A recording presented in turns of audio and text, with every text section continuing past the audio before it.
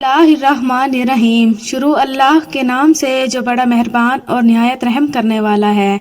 5 औरतों को मरते वक्त थोड़ी सी भी तकलीफ नहीं होगी। वो 5 औरतें कौन सी हैं, जानने के लिए वीडियो को मुकम्मल देखें। नज़ा के वक्त मुसलमानों को जो तकलीफ होती है, इस पर अल्लाह रब्बुल इज़्ज़त की जानिब से नेकियां अता की जाती हैं। जैसा कि सनन अबी माजा में बारिवायत हज़रत आयशा रज़ी अल्लाह तआला अन्हा से मरवी है कि रसूल सल्लल्लाहु अलैहि वसल्लम उनके पास तशरीफ़ लाए, इस हाल में कि उनके पास उनका कोई करीबी रिश्तेदार मौत की सख्ती में मुब्तला था। रसूल सल्लल्लाहु अलैहि वसल्लम ने मुशाहिदा फरमाकर हज़रत आयशा रज़ी अल्लाह तआला अन्हा से फरमाया, अपने रिश्तेदार पर गमगीन ना हो, इसलिए कि ये इसकी नेकियां हैं। नेज़ हज़रत आयशा रज़ी अल्लाह तआला अन्हा से ही इस मज़मून की रिवायत है कि जब से रसूल सल्लल्लाहु अलैहि वसल्लम की वफ़ात की तकलीफ़ मैंने देखी, अब मैं किसी मुसलमान मैयत की हालत नज़ा की तकलीफ़ को इससे बुरा नहीं समझती। बस मज़कूरा हदीस से मालूम होता है कि इंज़ा के वक्त होने वाली सख्ती मरने वाले की बदअमालियों का हरगिज़ नतीजा नहीं होती। मुसलमान के हक़ में इस पर अजर व सवाब और गुनाहों की माफ़ी की ही उम्मीद रखनी चाहिए। दोस्तों, 5 औरतों को मरते वक्त तकलीफ नहीं होगी। हज़रत सैयदना उस्मान रज़ी अल्लाह तआला अन्हु ने फरमाया था, दुनिया में 5 लोग ऐसे हैं जिनको मरते वक्त तकलीफ नहीं होगी। उनकी रूह आसानी से निकलेगी। हालत नज़ा में इंसान की आधी रूह अंदर होती है और आधी बाहर होती है और बंदा तकलीफ में होता है। इस वक्त इंसान को इतनी प्यास लगती है कि इंसान चाहता है कि समंदर का पानी पी जाऊं, और अगर बिलफर्ज सातों समंदर का वो पानी पी भी जाए, फिर भी उसकी प्यास कभी खत्म नहीं होगी। रूह निकलते वक्त इंसान को जो तकलीफ हो रही होती है वो नाकाबिले बयान है। हजरत उस्मान रज़ी अल्लाह तआला अन्हा ने फरमाया, ये 5 लोग ऐसे हैं कि इन्हें मरते वक्त जरा भी तकलीफ ना होगी, यानी मौत आसान होगी और बगैर तकलीफ की होगी। पूछा गया कि जनाब, वो 5 कौन से लोग हैं जिन्हें मौत की सख्ती में भी नरमी मुयस्सर होगी?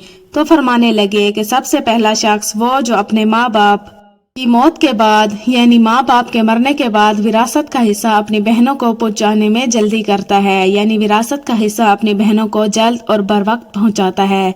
ऐसा ना हो कि बहन के बच्चे भूख से बिलखते रहें और तुम बहन के हक पर कब्जा किए बैठे रहो, और बहन इस इंतजार में रही कि मेरा भाई कब मुझे मेरे माँ बाप की विरासत में हिस्सा देगा। बहुत बार ये देखने में आता है कि बहन की शादी नहीं हुई जबकि वालिदैन दुनिया से रुखसत हो गए, तो भाई ने कहा कि कोई बात नहीं, जब बहन की शादी करूंगा तो उसका हिस्सा उसे जहेज की सूरत में दे दूंगा। याद रहे कि इस्लाम में बहनों को जहेज देना फर्ज नहीं, जबकि उनका विरासती हक देना फर्ज है। दरअसल औरत को जहेज देना यहूदियों की रस्म है। इस्लाम इसकी तरगीब नहीं देता, लेकिन इस्लाम में औरत को विरासती हक देना फर्ज है। वाज़ेह रहे कि वालिदैन के तरका में जिस तरह उनकी औलाद नरीना का हक को हिस्सा होता है, इसी तरह बेटियों का भी इसमें शरई हिस्सा हक होता है। वालिदैन के इंतकाल के बाद उनके तरके पर बेटों का खुद तन्हा कब्जा कर लेना और बहनों को उनके शरई हक से महरूम रखना सख्त गुनाह है। भाइयों पर लाजिम है कि बहनों का उनका हक व हिस्सा इस दुनिया में दे दें, वरना आखिरत में देना पड़ेगा और आखिरत में देना आसान ना होगा। हदीस मुबारका में इस पर बड़ी वईदें आई हैं। हजरत सईद बिन ज़ैद रज़ी अल्लाह तआला अन्हु फरमाते हैं, रसूल सल्लल्लाहु अलैहि वसल्लम ने फरमाया, जो शख्स किसी की बालिश्त भर जमीन जबरदस्ती जुल्म से लेगा, कयामत के दिन 7 जमीनों में से इतनी ही जमीन उसके गले में तोक के तौर पर डाली जाएगी। एक और हदीस मुबारका में है, हजरत अनस रज़ी अल्लाह तआला अन्हु फरमाते हैं, रसूल सल्लल्लाहु अलैहि वसल्लम ने फरमाया, जो शख्स अपने वारिस की मिरास काटेगा, यानी उसका हिस्सा नहीं देगा, तो अल्लाह ताला कयामत के दिन उसकी जन्नत की मिरास काट लेगा। याद रहे कि जहेज की रस्म इस्लाम की रस्म नहीं बल्कि यहूदी की रस्म है, और इसका सबसे बड़ा नुकसान है कि जिस तरह यहूदी की औरत को बगैर जहेज के कोई शख्स कबूल नहीं करता था, इसी तरह आज इस्लाम में भी औरतों की शादियों में सबसे बड़ी रुकावट जहेज है। गरीब आदमी की बेटी बैठी बैठी बूढ़ी हो गई कि जहेज का कोई बंदोबस्त न हो सका। इसी तरह अगर कोई शख्स ये कहे कि मैं बहन का विरासती हिस्सा तो नहीं दे सकता, अलबत्ता जब उसकी शादी का वक्त होगा तो जहेज दे दूंगा। लिहाजा फरमाया गया कि बहनों को बर वक्त हिस्सा देने वाले की रूह मौत के वक्त बड़ी आसानी से निकलती है। ایک عورت کا بھائی جب فوت ہوا تو اس عورت نے بہت اصرار کیا کہ مجھے بھی قبرستان لے چلو، میں بھی اپنے بھائی کی قبر پر جانا چاہتی ہوں۔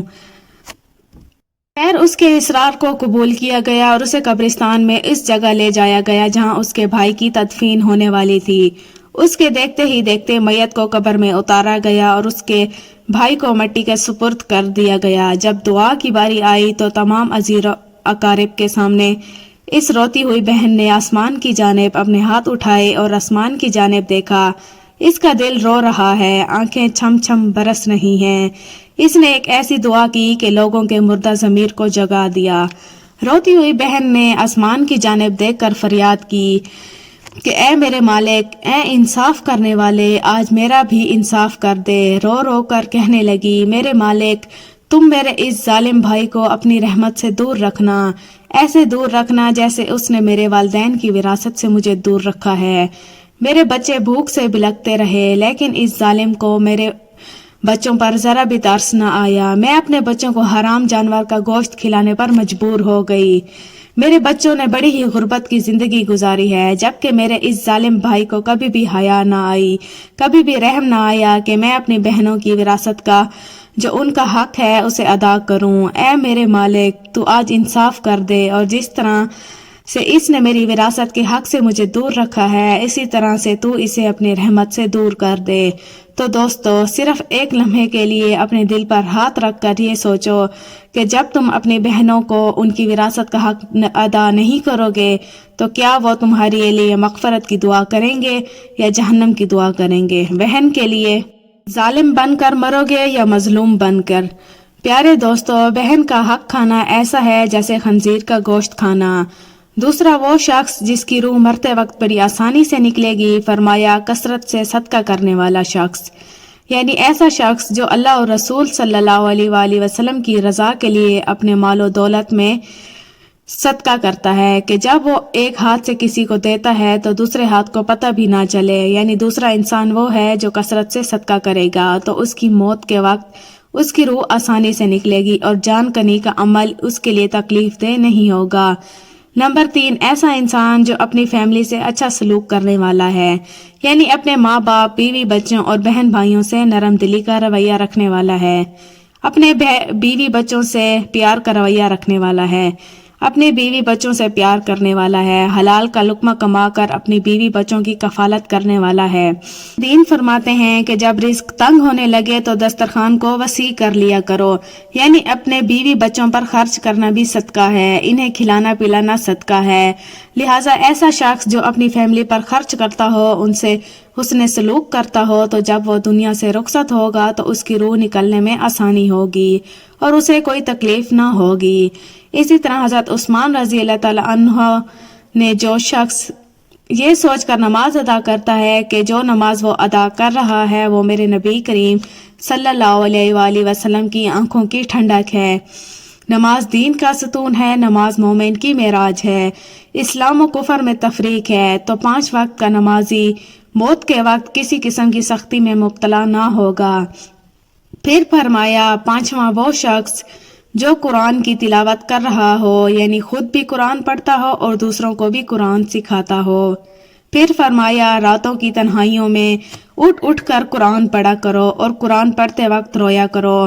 فرمایا کہ اگر رونا بھی نہ آئے تو رونے کی کوشش کر لیا کرو۔ حضرت علی ہجویری گنج بخش رحمۃ اللہ سے کسی نے پوچھا کہ حضرت اگر رونے کی کوشش بھی کریں اور پھر بھی رونا نہ آئے تو پھر کیا کریں؟ تو فرمایا کہ پھر اپنے مقدر پہ رویا کرو، کیونکہ تم اتنے سنگ دل ہو گئے ہو کہ تمہاری آنکھیں آنسو نہیں بہاتی۔ حضرت عائشہ رضی اللہ تعالیٰ عنہا کہتی ہیں کہ جب سے انہوں نے اللہ کے رسول صلی اللہ علیہ وآلہ وسلم کو موت کے وقت درپیش سختی کا منظر دیکھا ہے، تب سے کسی کی آسان موت پر خوش نہیں ہوتی اور آسان موت نصیب ہونے کی تمنا بھی نہیں کرتی، کیونکہ وہ جان چکی تھی کہ نہ تو موت کی سختی مرنے والے کے برے انجام کی دلیل ہے اور نہ آسان موت کوئی عزت افزائی کی بات ہے۔ اگر سچ مچ ایسا ہوتا تو اللہ کے رسول صلی اللہ علیہ وآلہ وسلم کو آسان سے آسان تر موت نصیب ہوتی۔ یہی وجہ ہے کہ نہ وہ موت کی سختی کو ناپسند کرتی تھیں اور نہ کسی کی آسان موت پر خوش ہوتی تھیں۔ موت کی سختی کے بارے میں حضرت عائشہ رضی اللہ تعالیٰ عنہ سے روایت ہے، آپ رضی اللہ تعالیٰ عنہ فرماتی ہیں کہ میں نے رسول صلی اللہ علیہ وآلہ وسلم کو حالت نزع میں دیکھا۔ آپ صلی اللہ علیہ وآلہ وسلم کے پاس پانی کا ایک پیالہ رکھا ہوا تھا۔ آپ صلی اللہ علیہ وسلم اس میں ہاتھ داخل کرتے اور پھر اپنے چہرے پر پھیر لیتے تھے اور فرماتے کہ یا اللہ، موت کی سختی میں میری مدد فرما۔ مختلف احادیث مبارکہ سے معلوم ہوتا ہے کہ مومن کی روح بہت آسانی سے نکلتی ہے اور روح کے نکلتے ہی اس کے لیے خوشخبریاں شروع ہو جاتی ہیں، جبکہ کافر کے بارے میں آتا ہے کہ اس کی روح انتہائی سختی کے ساتھ قبض کر لی جاتی ہے اور اسی وقت سے ہی اس کے برے احوال شروع ہو جاتے ہیں۔ البتہ متعدد احادیث مبارکہ میں بھی یہ مذکور ہے کہ اللہ تعالیٰ نے موت کے اندر ایک ایسی شدت اور سختی رکھی ہے کہ اس کا احساس دنیا سے جانے والے ہر شخص کو ہوتا ہے، خواہ وہ نیک مسلمان ہو یا بد ہو یا کافر ہو۔ لیکن مومن پر جو تکلیف آتی ہے وہ اس کے گناہوں کی معافی اور درجات کی بلندی کے لیے ہوتی ہے، جبکہ کافر پر تکلیف اس کے بدعمالیوں کی سزا کے طور پر آتی ہے۔ چنانچہ ایک حدیث میں آتا ہے کہ مومن گناہ کرتا ہے، اس وجہ سے اس پر موت کے وقت سختی کی جاتی ہے تاکہ اس کے گناہوں کا کفارہ ہو، اور کافر بھی نیکی کے کام کرتا ہے تو اس پر اس کی موت کے وقت کچھ آسانی کر دی جاتی ہے تاکہ اس کے ان اچھے اعمالوں کا بدلہ ہو۔ اس حدیث سے یہ بات معلوم ہوتی ہے کہ ہر شخص کی موت اس کے دنیا میں کیے گئے اچھے اور برے اعمال کے مطابق ہوتی ہے۔ تاہم حضرات علماء کرام اور محدثین نے یہ لکھا ہے کہ مومن کو جو بھی تکلیف ہوتی ہے، خواہ وہ تکلیف اس کے گناہوں کی بخشش کے لیے ہو یا اس کے درجات کی بلندی کے لیے ہو، وہ حالت نزع عین روح نکلنے کے وقت سے پہلے ہوتی ہے، اور جب اس کی روح نکل رہی ہوتی ہے تو اس وقت اللہ تعالیٰ اس کے تمام تکالیف کو دور فرما کر سہولت اور آسانی سے روح قبض کر لیتے ہیں اور آنے والے مراحل بھی آسان فرما دیتے ہیں۔ اللہ پاک سے دعا ہے کہ ہم سب مسلمانوں کی موت کے وقت کی سختیوں کو دور فرما کر ہمارا خاتمہ ایمان پر نصیب فرمائے، آمین۔ دوستو، امید کرتی ہوں ویڈیو آپ کو پسند آئی ہوگی۔ ویڈیو کو لائک اور سبسکرائب کرنا نہ بھولیے۔ شکریہ۔